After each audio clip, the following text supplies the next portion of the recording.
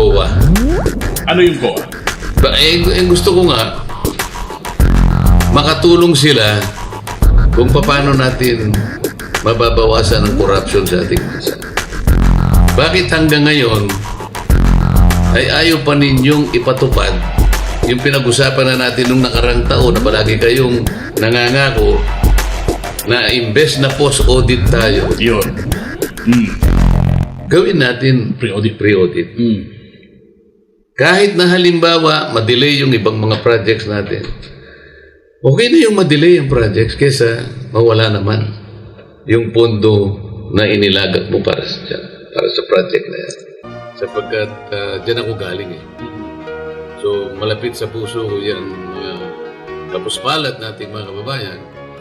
At para sa akin, kapag sila'y nare-represent ko sa anumang kaparaanan, ay nakagagawa ko na